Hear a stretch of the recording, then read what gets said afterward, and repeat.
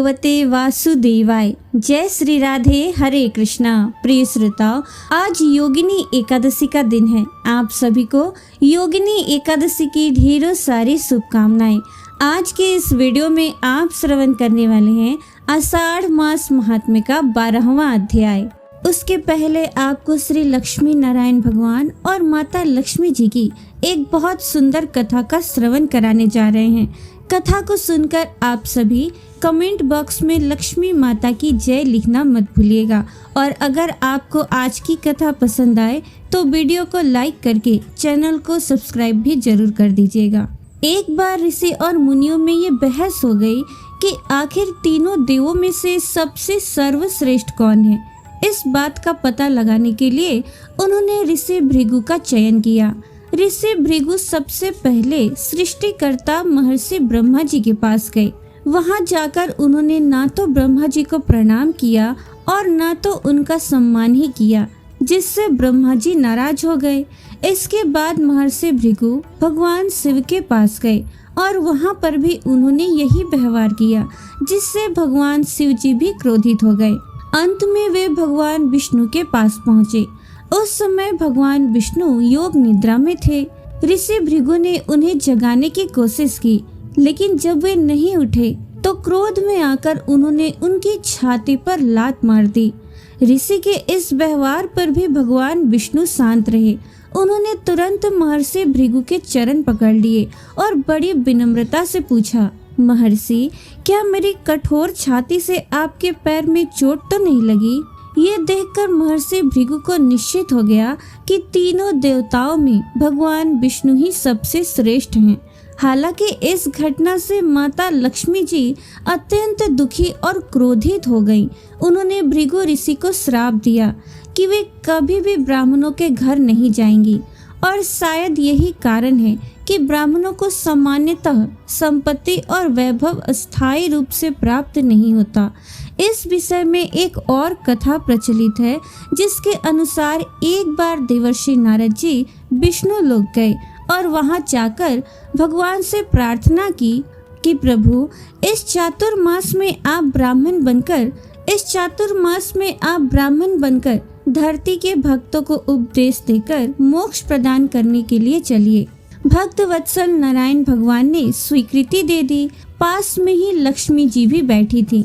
नारद जी ने उनको प्रणाम नहीं किया और बीड़ा उठाकर श्रीमान नारायण नारायण कहते हुए चल पड़े, जिससे लक्ष्मी जी रुष्ट हो गई कि ये तो मेरी अवमानना है। हालांकि देवर्षि नारद जी ने जो कुछ भी किया उसके पीछे भी प्रभु की ही लीला थी। देवर्षि नारद जी कभी भी अकारण कोई कार्य नहीं करते। कभी कभी उनके व्यवहार से देवी देवताओं को क्रोध तक आ जाता है, लेकिन ये सब भी किसी लीला का ही एक हिस्सा होता है। जब देवर्षि नारद जी ने माता लक्ष्मी को प्रणाम नहीं किया तो उन्होंने क्रोधित होकर पूछा, देवर्षि बताइए, आपने मेरा अनादर क्यों किया? देवर्षि नारद जी बोले, हमें तो श्री नारायण भगवान से ही काम है, आपसे तो हमें कोई काम ही नहीं था। तब देवी लक्ष्मी जी ने नारद जी को सबक सिखाने की ठान ली। इधर नारायण भगवान वेद लेकर ब्राह्मण का रूप धरकर धरती पर निर्धारित स्थान पर एक आवासीय ग्राम में पहुँचे। भगवान को भी ये ज्ञान था कि लोग ब्राह्मणों से ही कथा श्रवण में श्रद्धा रखते हैं, इसलिए नारायण भगवान को भी ब्राह्मण बनना पड़ा। शिखा सूत्र तिलक लगाकर वे पहुंच गए जहां पर 1 मास की कथा होनी थी। लोगों ने नारद जी से सुना कि स्वयं भगवान नारायण ब्राह्मण रूप में कथा सुनाने आए हैं और अंत में कथा सुनने वाले सभी भक्तों को वे मुक्ति प्रदान करेंगे, इसलिए वहां बड़ी भारी भीड़ हो गई। उधर देवी लक्ष्मी ने देखा कि नारद जी तो अपने कार्य में सफल हो रहे हैं, अतः अपना प्रभाव तथा लोकप्रियता की शक्ति प्रदर्शन करने के लिए वो एक वृद्धा स्त्री का रूप धरकर उसी गांव में पहुंच गई। उन्होंने देखा पूरा गांव सूना पड़ा है, क्योंकि सभी ग्रामवासी तो कथा सुनने के लिए इकट्ठा हुए थे। लेकिन उसी गांव में एक महिला का घर था, जो उस समय दरवाजा बंद करके श्री नारायण के सत्संग में जाने ही वाली थी। लेकिन तभी देवी लक्ष्मी जी वहां पहुंची और बोली, माता जी, थोड़ा जल पिला दो। तब वो महिला क्रोधित होकर बोली, अरे माताजी, वैसे ही मुझे कथा सुनने के लिए इतनी देर हो गई है। मैं घर के काम धंधे में फंस गई थी। चलो मेरे साथ कथा सुनने के लिए चलो। सुना है वहाँ पर मोक्ष वितरण होगा, सो तुम भी चलो। देवी लक्ष्मी ने जैसे ही उस महिला के दरवाजे के कुंडे पर अपना हाथ रखा, देखते ही देखते वो कुंडा सोने का हो गया। अब वो महिला जिसे कथा सुनने की देरी हो रही थी, जब उसने ये सारा दृश्य देखा तो वो हैरान रह गई। बस फिर क्या था, भूल गई मोक्ष, भूल गई कथा सत्संग। कहने लगी, आइए देवी जी, चल के आप तो मेरे घर पर भोजन कीजिए। अरे केवल भोजन ही क्या, बिस्तर पर लेटकर आराम कीजिए, शयन कीजिए। तब ब्राह्मणी का रूप धरे हुए देवी लक्ष्मी जी बोली कि मैं तो इस नगर के वासियों को धनी बनाने आई हूँ, पर यहाँ के सभी लोग तो उस ब्राह्मण के मुख से कथा श्रवण करने के लिए गए हुए हैं, और वो ब्राह्मण तो मोक्ष बांट रहा है, और जब तक वो यहाँ है मैं कोई बाधा नहीं पहुँचाना चाहती। अब तो ब्राह्मणी के मुख से ये बात सुनकर वो महिला सत्संग में भागी भागी गई, जहाँ पर उस दिन की कथा समाप्त हो रही थी। आयोजकों को उसने देवी लक्ष्मी जी के आगमन की सूचना दी। अब आयोजकों की ये बैठक हुई कि इस ब्राह्मण को यहाँ से कैसे विदा किया जाए, क्योंकि कथा तो पूरे 1 मास की होनी थी, और 1 मास तक जब कथा होती तो सभी ग्रामवासी वहाँ पर कथा सुनने के लिए इकट्ठा रहते। तो जब तक ये ब्राह्मण देवता यहाँ पर रहेंगे, हमारा अपने घर जाकर वापस जाना और अपने घर में इतनी अथाह धन संपत्ति प्राप्त करना बड़ा मुश्किल हो जाएगा। क्या पता फिर ऐसा अवसर मिले या ना मिले। फिर वे आपस में कहने लगे कि ये देवर्षि नारद भी कम नहीं है, बड़ी छलियां हैं। हमें कथा सुनाने के बाद मोक्ष का लोभ देकर हमें यहाँ पर ले आए। उधर साक्षात लक्ष्मी जी हमारे गांव में पधारी हैं। अब उनमें से कुछ विद्वान लोग वृद्धा माता के पास गांव में पहुँचे और वहां जाकर उनसे विनय करते हुए बोले कि महारानी, आप कल सत्संग में पधारिए, हम उस मोक्ष देने वाले को यहाँ से भगा देंगे। ये बात सुनकर देवी लक्ष्मी ने कहा कि आप सभी गांव-गांव तक सूचना भेज दीजिए, जिसके पास टूटा फूटा या सही लोहा लक्कड़ जो भी मिले यहाँ ढेर लगा दे, मैं सबको सोना बना दूंगी। अब तो देखते ही देखते पूरे गांव भर में शोर मच गया। सबने अपने घर से ला कर लोहा लक्कड़ टूटा फूटा जो भी सामान था वो सब का सब वहाँ पर इकट्ठा कर दिया। प्रातः काल श्री नारायण जी ब्राह्मण वेश में अपनी उसी सभा मंच में पहुंच गए, व्यासपीठ पर विराजमान हो गए और नारद जी भी उनके साथ ही थे। अब पुराण की पुस्तक खोलकर ब्राह्मण देवता अपनी कथा आरंभ करने की तैयारी में थे। तभी वहां पर लोग पहुंच गए और उनसे हाथ जोड़कर प्रार्थना करने लगे, कृपया अभी यहाँ से चले जाइए, आपको जहाँ जाना है आप जाइए, हमें नहीं सुननी कोई कथा। अब देवर्षि नारद जी उन्हें समझाने लगे कि भाई, तुम लोगों ने इतने दिनों तक कथा सुनी है, अब कथा समाप्ति के केवल 2 ही दिन तो शेष रह गए और इसके बाद तो अब सभी को मोक्ष भी मिलेगा। लेकिन लोग नहीं माने, क्योंकि उनकी आंखों पर तो मोह माया और धन संपत्ति का पर्दा पड़ चुका था, स्वार्थ और लालच का पर्दा पड़ चुका था, और वे मोक्ष प्राप्ति के बजाय धन को महत्व दे रहे थे। तब जब उन्होंने देखा कि ये ब्राह्मण देवता और देवर्षि नारद तो हमें ही समझाने बैठ गए हैं, तब कुछ लोग उनमें से उठे और ब्राह्मण देवता का पोथी पात्रा उठाया और नारद जी तथा उन ब्राह्मण रूपधारी भगवान नारायण को धक्का देकर गांव से ही बाहर निकाल दिया। अब तो भगवान नारायण समझ गए कि देवी लक्ष्मी ने ही अपनी अवमानना का बदला ले लिया है। बस उसके बाद देवी लक्ष्मी जी मंच पर पधारकर हाथ उठाकर सभी वस्तुओं को छूने लगी, उनका स्पर्श करने लगी और देखते ही देखते सब कुछ सोना बन गया। ये देखकर लोग हर्ष से नाच कूद रहे थे, उछलने कूदने लगे। तभी देवी लक्ष्मी जी ने उन लोगों से कहा, अब तुम सब लोग ध्यान से सुनो, देखो मैं यहाँ से जा रही हूँ। तुमने भगवान नारायण को धक्का दिया और वो मेरे पति हैं, इसलिए उनका अपमान यानी देवी लक्ष्मी का अपमान है। इसका अब दुष्परिणाम भी तुम सबको भोगना पड़ेगा।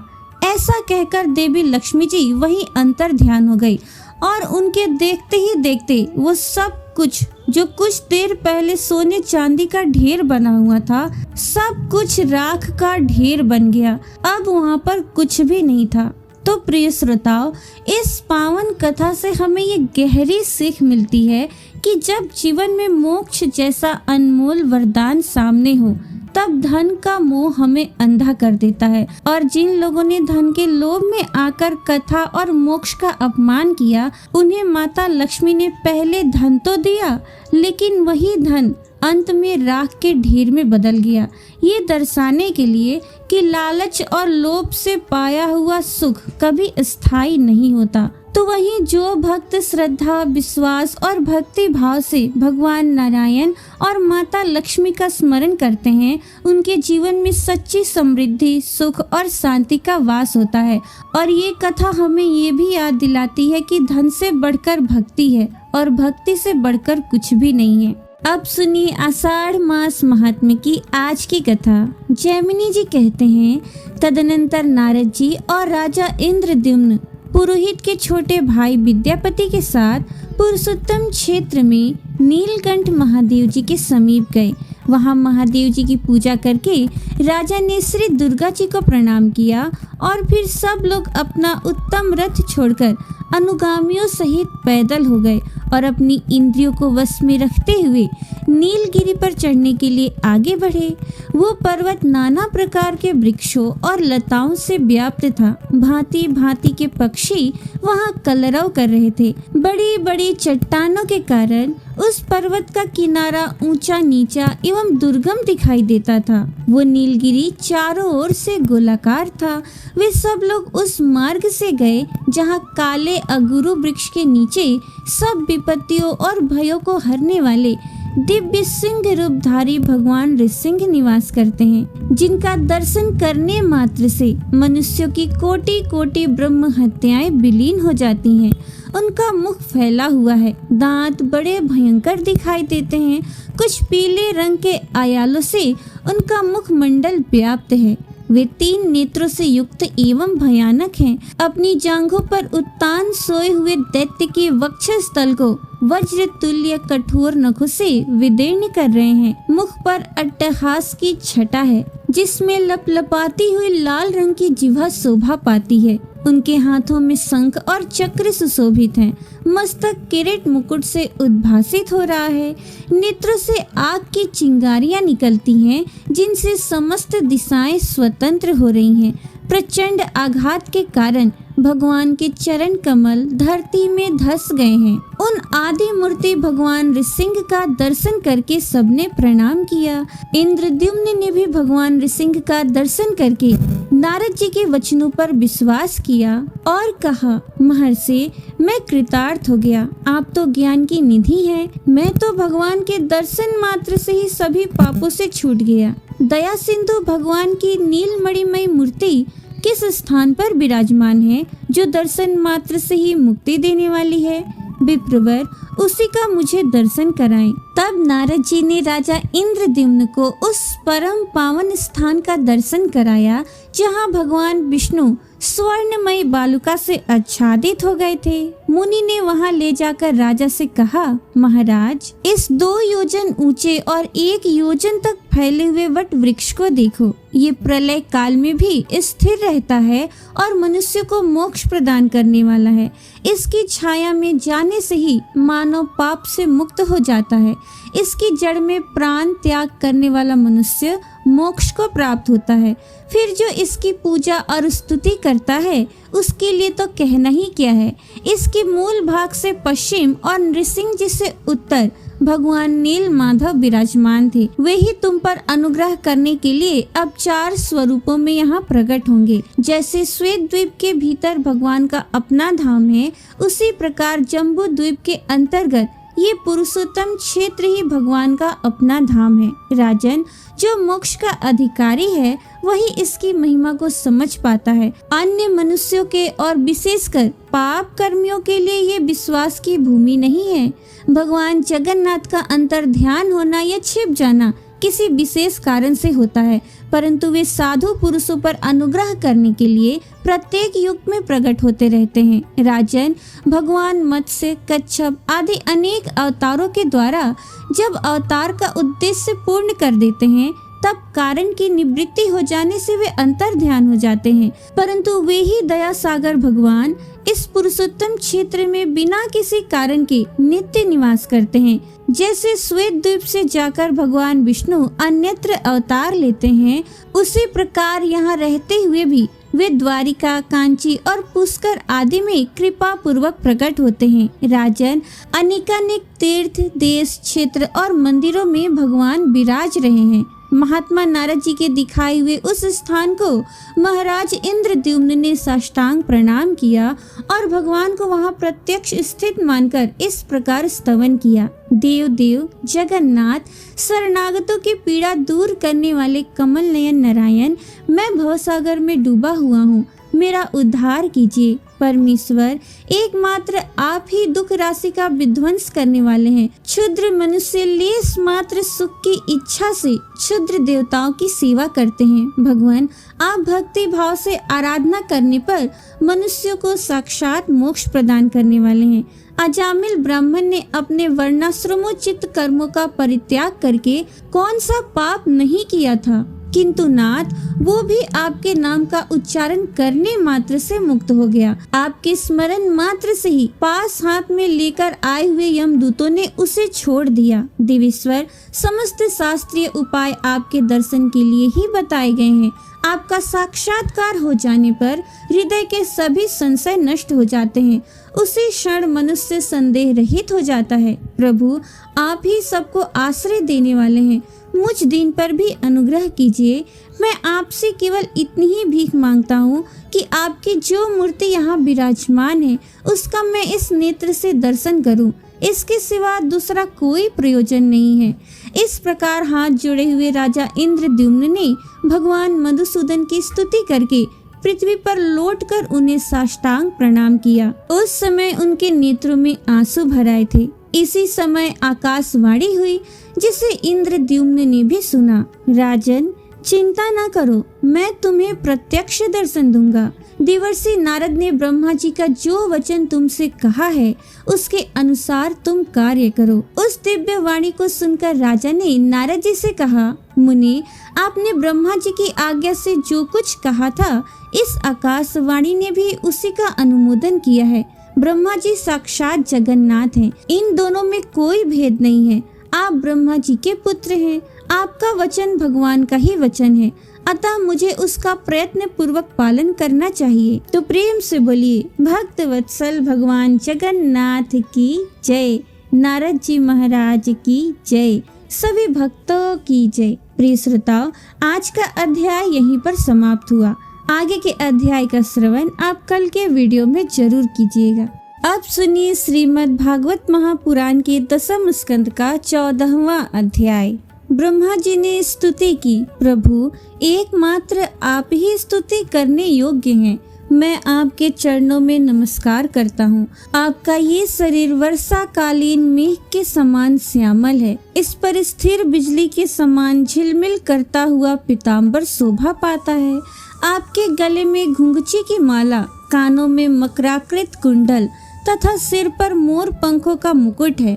इन सब की कांति से आपके मुख पर अनोखी छटा छिटक रही है। वक्षस्थल पर लटकती हुई वनमाला और नन्ही सी हथेली पर दही भात का कौर, बगल में बेंत और सिंगी तथा कमर की फेंट में आपकी पहचान बताने वाली बांसुरी शोभा पा रही है। आपके कमल से सुकोमल परम सुकुमार चरण और ये गोपाल बालक का सुमधुर वेश, मैं और कुछ नहीं जानता, बस मैं तो इन्हीं चरणों पर निछावर हूँ। स्वयं प्रकाश परमात्मन, आपका ये श्री विग्रह भक्तों की लालसा अभिलाषा पूर्ण करने वाला है। ये आपकी चिन्मयी इच्छा का मूर्तिमान स्वरूप मुझ पर आपका साक्षात कृपा प्रसाद है। मुझे अनुग्रहित करने के लिए ही आपने इसे प्रकट किया है। कौन कहता है कि ये पंचभूतों की रचना है? प्रभु, ये तो अप्राकृत शुद्ध सत्वमय है। मैं या और कोई समाधि लगाकर भी आपके इस सजदानंदमय विग्रह की महिमा नहीं जान सकता, फिर आत्मानंदानुभव स्वरूप साक्षात आपकी ही महिमा को तो कोई एकाग्र मन से भी कैसे जान सकता है। प्रभु, जो लोग ज्ञान के लिए प्रयत्न न करके अपने स्थान में स्थित रहकर केवल सत्संग करते हैं और आपके प्रेमी संत पुरुषों के द्वारा गाई हुई आपकी लीला कथा का जो उन लोगों के पास रहने से अपने आप सुनने को मिलती है, शरीर, वाणी और मन से विनयावनत होकर सेवन करते हैं, यहाँ तक कि उसे ही अपना जीवन बना लेते हैं, उसके बिना जी ही नहीं सकते।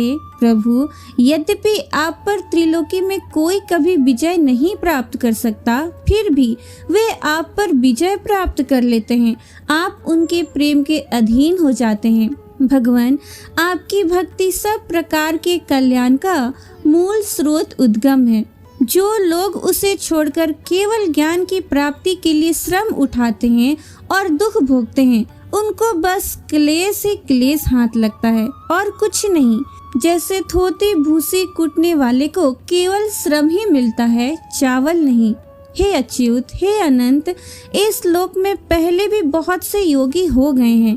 जब उन्हें योग आदि के द्वारा आपकी प्राप्ति नहीं हुई, तब उन्होंने अपने लौकिक और वैदिक समस्त कर्म आपके चरणों में समर्पित कर दिए।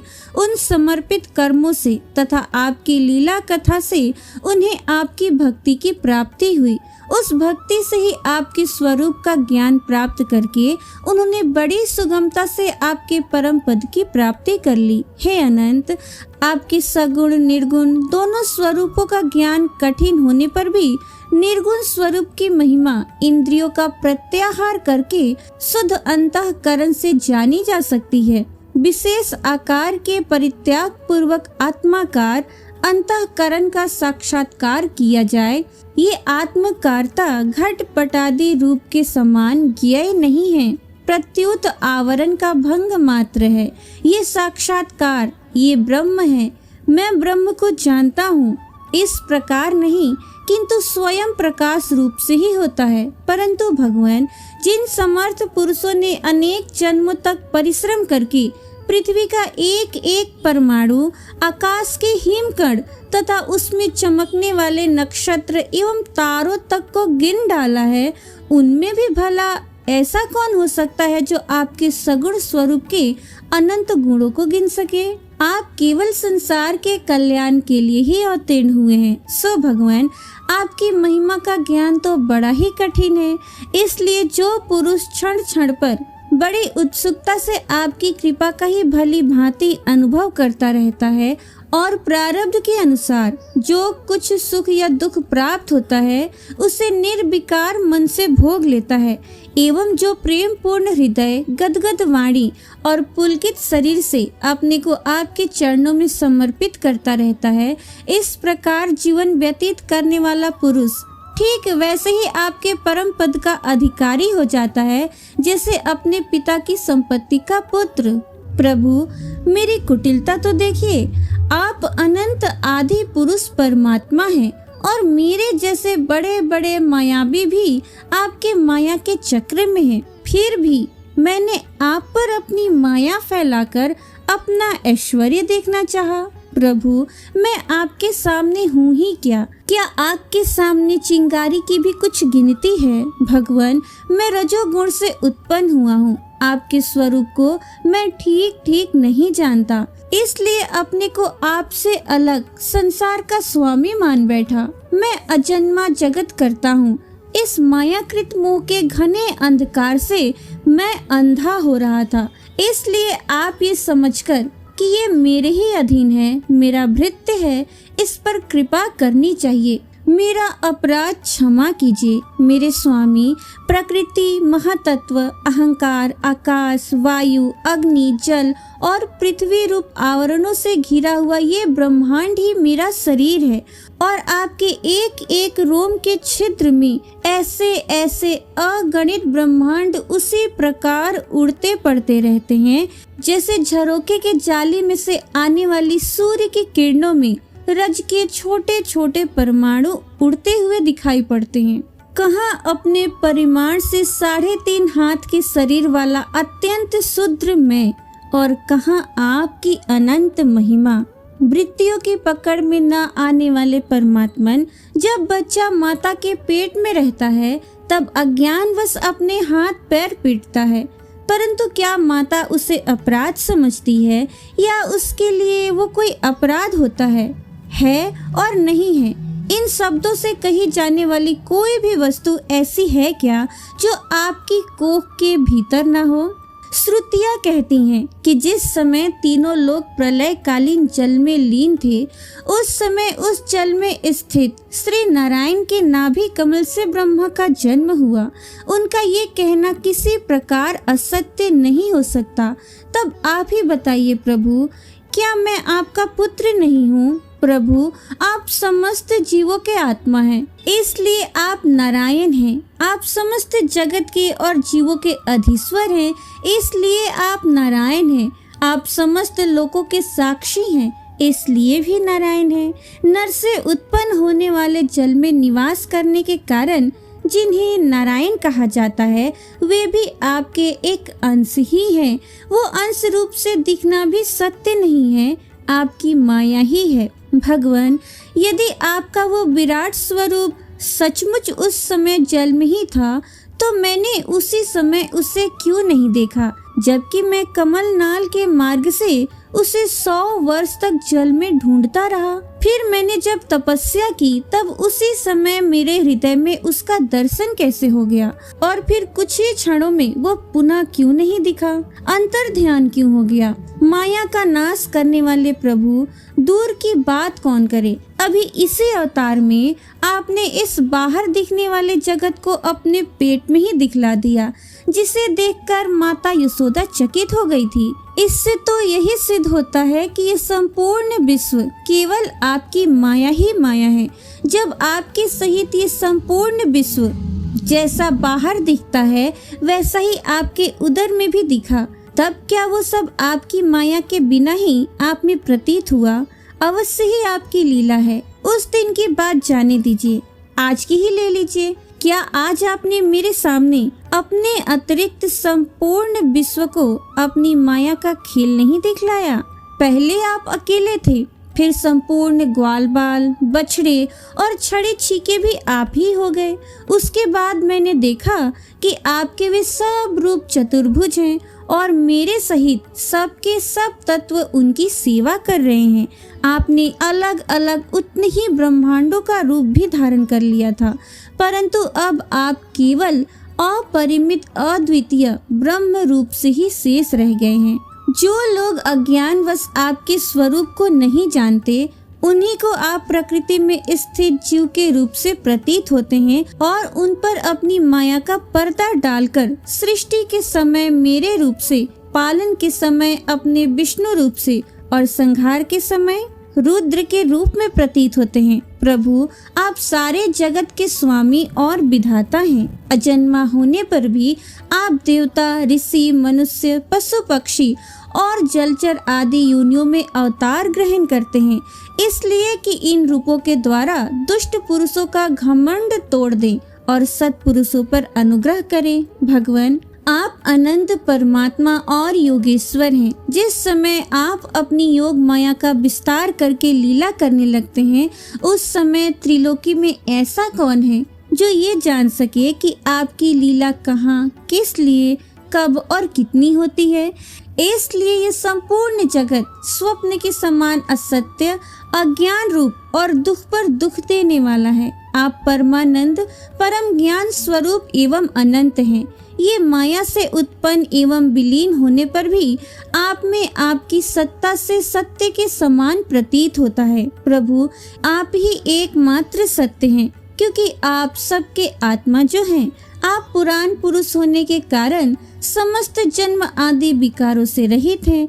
आप स्वयं प्रकाश हैं, इसलिए देश, काल और वस्तु जो पर प्रकाश है, किसी प्रकार आपको सीमित नहीं कर सकते। आप जन के भी आदि प्रकाशक हैं। आप अविनाशी होने के कारण नित्य हैं। आपका आनंद अखंडित है। आप में न तो किसी प्रकार का मल है और न अभाव। आप पूर्ण एक हैं। समस्त उपाधियों से मुक्त होने के कारण आप अमृत स्वरूप हैं। आपका ये ऐसा स्वरूप समस्त जीवों का ही अपना स्वरूप है, जो गुरु रूप सूर्य से तत्व ज्ञान रूप दिव्य दृष्टि प्राप्त करके उससे आपको अपने स्वरूप के रूप में साक्षात्कार कर लेते हैं, वे इस झूठे संसार सागर को मानो पार कर जाते हैं। जो पुरुष परमात्मा को आत्मा के रूप में नहीं जानते, उन्हें उस अज्ञान के कारण ही इस नाम रूपात्मक निखिल प्रपंच की उत्पत्ति का भ्रम हो जाता है, किंतु ज्ञान होते ही इसका आत्यंतिक प्रलय हो जाता है। जैसे रस्सी में भ्रम के कारण ही सांप की प्रतीति होती है और भ्रम के निवृत्त होते ही उसकी निवृत्ति हो जाती है। संसार संबंधी बंधन और उससे मोक्ष, ये दोनों ही नाम अज्ञान से कल्पित हैं। वास्तव में ये अज्ञान के ही दो नाम हैं। ये सत्य और ज्ञान स्वरूप परमात्मा से भिन्न अस्तित्व नहीं रखते।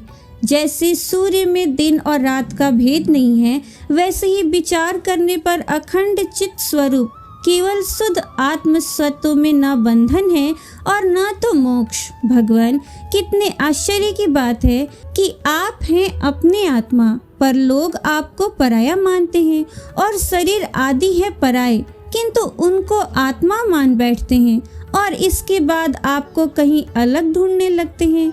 भला अज्ञानी जीवों का ये कितना बड़ा अज्ञान है। हे अनंत, आप तो सबके अंतःकरण में ही विराजमान हैं। इसलिए संत लोग आपके अतिरिक्त जो कुछ प्रतीत हो रहा है उसका परित्याग करते हुए अपने भीतर ही आपको ढूंढते हैं, क्योंकि यद्यपि रस्सी में सांप नहीं है, फिर भी उस प्रतीयमान सांप को मिथ्या निश्चय किए बिना भला कोई सत्पुरुष सच्ची रस्सी को कैसे जान सकता है।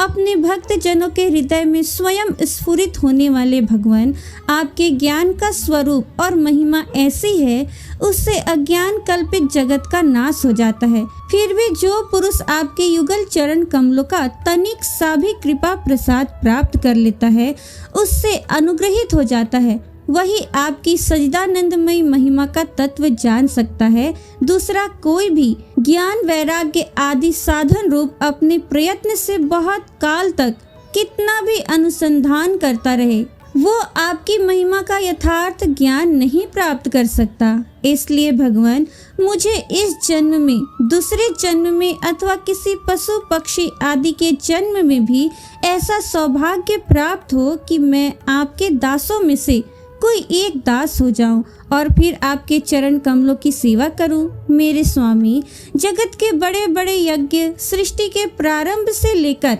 अब तक आपको पूर्णतः तृप्त न कर सके, परंतु आपने व्रज की गायों और ग्वालिनों के बछड़े एवं बालक बनकर उनके स्तनों का अमृत सा दूध बड़े उमंग से पिया है। वास्तव में उन्हीं का जीवन सफल है, वही अत्यंत धन्य है। अहो, नंद आदि व्रजवासी गोपों के धन्य भाग हैं। वास्तव में उनका अहो भाग्य है, क्योंकि परमानंद स्वरूप सनातन परिपूर्ण ब्रह्म आप उनके अपने सगे संबंधी और सुहृद हैं। हे अच्युत, इन व्रजवासियों के सौभाग्य की महिमा तो अलग रही। मन आदि 11 इंद्रियों के अधिष्ठात्री देवता के रूप में रहने वाले महादेव आदि हम लोग बड़े ही भाग्यवान हैं, क्योंकि इन व्रजवासियों की मन आदि 11 इंद्रियों को प्याले बनाकर हम आपके चरण कमलों का अमृत से भी मीठा, मदिरा से भी मादक मधुर मकरंद रस पान करते रहते हैं। जब उसका एक एक इंद्रिय से पान करके हम धन्य धन्य हो रहे हैं, तब समस्त इंद्रियों से उसका सेवन करने वाले व्रजवासियों की तो बात ही क्या है। प्रभु, इस ब्रजभूमि के किसी वन में और विशेष करके गोकुल में किसी भी योनि में जन्म हो जाए, यही हमारे लिए बड़े सौभाग्य की बात होगी, क्योंकि यहाँ जन्म हो जाने पर आपके किसी न किसी प्रेमी के चरणों की धूलि अपने ऊपर पड़ ही जाएगी। प्रभु, आपके प्रेमी व्रजवासियों का संपूर्ण जीवन आपका ही जीवन है। आप ही उनके जीवन के एकमात्र सर्वस्व हैं। इसलिए उनके चरणों की धूलि मिलना आपके ही चरणों की धूलि मिलना है। और आपके चरणों की धूलि तो श्रुतियां भी अनादि काल से अब तक ढूंढ ही रही हैं। देवताओं के भी आराध्य देव प्रभु, इन व्रजवासियों को इनकी सेवा के बदले में आप क्या फल देंगे। संपूर्ण फलों के फलस्वरूप आपसे बढ़कर और कोई फल तो है ही नहीं। ये सोचकर मेरा चित्त मोहित हो रहा है। आप उन्हें अपना स्वरूप भी देकर उरीण नहीं हो सकते, क्योंकि आपके स्वरूप को तो उस पुतना ने भी अपने संबंधियों अघासुर, बकासुर आदि के साथ प्राप्त कर लिया है, जिसका केवल वे सी साध्वी स्त्री का था, पर जो हृदय से महान क्रूर थी। फिर जिन्होंने अपने घर, धन, स्वजन, प्रिय शरीर, पुत्र, प्राण और मन सब कुछ आपके ही चरणों में समर्पित कर दिया है, जिनका सब कुछ आपके लिए ही है, उन व्रजवासियों को भी वही फल देकर आप कैसे उरीण हो सकते हैं? सच्चिदानंद स्वरूप श्याम सुंदर तभी तक राग, द्वेष आदि दोष चोरों के समान सर्वस्व अपहरण करते रहते हैं, तभी तक घर और उसके संबंधी कैद की तरह संबंध के बंधनों में बांध रखते हैं, और तभी तक मुंह पैर की बेड़ियों की तरह जकड़े रखता है, जब तक जीव आपका नहीं हो जाता। प्रभु, आप विश्व के बखेड़े से सर्वथा रहित हैं, फिर भी अपने शरणागत भक्त जनों को अनंत आनंद वितरण करने के लिए पृथ्वी में अवतार लेकर विश्व के समान ही लीला विलास का विस्तार करते हैं। मेरे स्वामी, बहुत कहने की आवश्यकता नहीं। जो लोग आपकी महिमा जानते हैं वे जानते रहें। मेरे मन, वाणी और शरीर तो आपकी महिमा जानने में सर्वथा असमर्थ है। सच्चिदानंद स्वरूप श्री कृष्ण आप सबके साक्षी हैं, इसलिए आप सब कुछ जानते हैं। आप समस्त जगत के स्वामी हैं। ये संपूर्ण प्रपंच आप में ही स्थित है।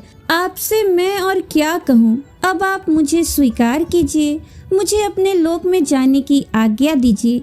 सबके मन प्राण को अपनी रूप माधुर्य से आकर्षित करने वाले श्याम सुंदर, आप यदुवंश रूपी कमल को विकसित करने वाले सूर्य हैं। प्रभु, पृथ्वी, देवता, ब्राह्मण और पशु रूप समुद्र की अभिवृद्धि करने वाले चंद्रमा भी आप ही हैं। आप पाखंडियों के धर्म रूप रात्रि का घोर अंधकार नष्ट करने के लिए सूर्य और चंद्रमा दोनों के ही समान हैं। पृथ्वी पर रहने वाले राक्षसों के नष्ट करने वाले आप चंद्रमा, सूर्य आदि समस्त देवताओं के भी परम पूजनीय हैं। भगवान, मैं अपने जीवन भर महाकल्प पर्यंत आपको नमस्कार ही करता रहूं। श्री सुखदेव जी कहते हैं, परीक्षित, संसार के रचयिता ब्रह्मा जी ने इस प्रकार भगवान श्री कृष्ण की स्तुति की। इसके बाद उन्होंने 3 बार परिक्रमा करके उनके चरणों में प्रणाम किया और फिर अपने गंतव्य स्थान सत्यलोक में चले गए। ब्रह्मा जी ने बछड़ों और ग्वाल बालों को पहले ही यथा स्थान पहुंचा दिया था। भगवान श्री कृष्ण ने ब्रह्मा जी को विदा कर दिया और बछड़ों को लेकर यमुना जी के पुलीन पर आए, जहां वे अपने सखा ग्वाल बालों को पहले छोड़ गए थे। परीक्षित, अपने जीवन सर्वस्व प्राण वल्लभ श्री कृष्ण के वियोग में यद्यपि 1 वर्ष बीत गया था, तथापि उन ग्वाल बालों को उस समय आधे क्षण के समान जान पड़ा। क्यों न हो, वे भगवान की विश्व विमोहिनी योग माया से मोहित जो हो गए थे। जगत के सभी जीव उसी माया से मोहित होकर शास्त्र और आचार्यों के बार बार समझाने पर भी अपने आत्मा को निरंतर भूले हुए हैं। वास्तव में उस माया की ऐसी ही शक्ति है। भला उससे मोहित होकर जीव यहाँ क्या क्या नहीं भूल जाते हैं। परीक्षित, भगवान श्री कृष्ण को देखते ही ग्वाल बालों ने बड़ी उतावली से कहा, भाई तुम भले आए, स्वागत है।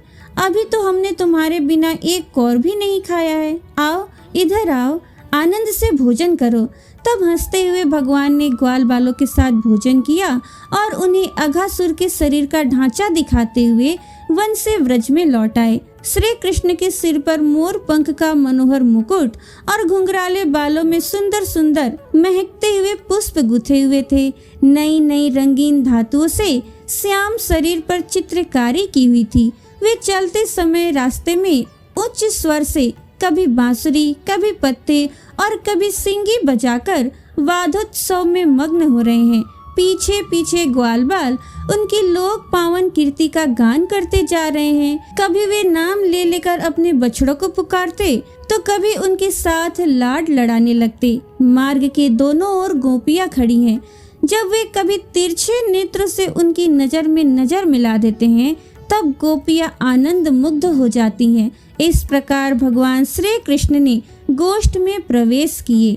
परीक्षित, उसी दिन बालकों ने व्रज में जाकर कहा कि आज यशोदा मैया के लाडले नंद नंदन ने वन में एक बड़ा भारी अजगर मार डाला है और उससे हम लोगों की रक्षा की है।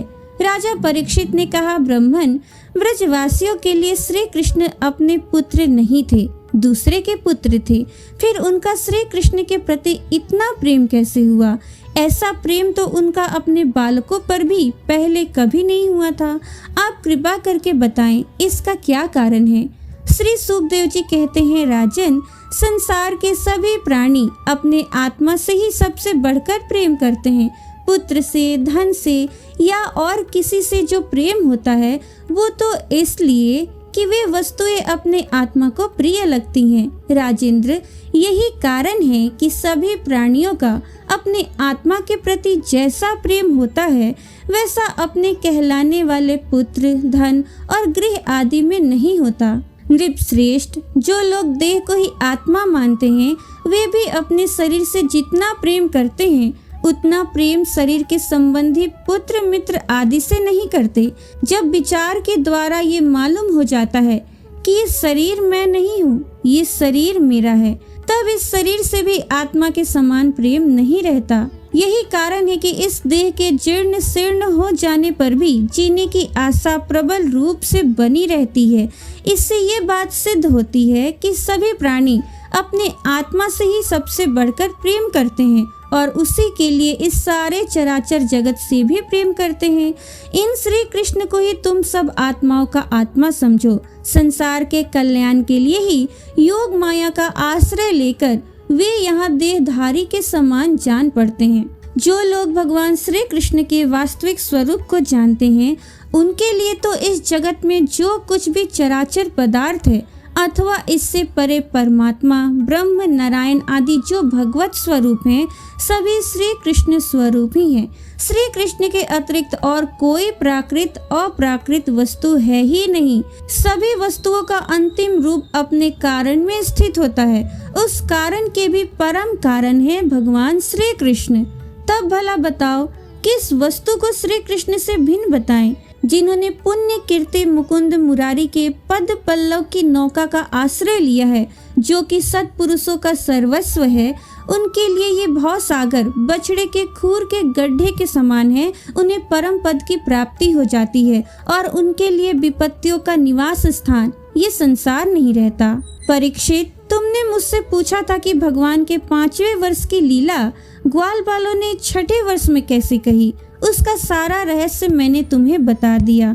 भगवान श्री कृष्ण की ग्वाल बालों के साथ वन क्रीड़ा, अघासुर को मारना, हरी हरी घास से युक्त भूमि पर बैठकर भोजन करना, अप्राकृत रूपधारी बछड़ों और ग्वाल बालों का प्रकट होना और ब्रह्मा जी के द्वारा की हुई इस महान स्तुति को जो मनुष्य सुनता और कहता है उसको धर्म, अर्थ, काम और मोक्ष की प्राप्ति हो जाती है। परीक्षित, इस प्रकार श्री कृष्ण और बलराम ने कुमार अवस्था के अनुरूप आँख मिचौनी, सेतु बंधन, बंदरों की भांति उछलना कूदना आदि अनेकों लीलाएं करके अपनी कुमार अवस्था व्रज में ही त्याग दी।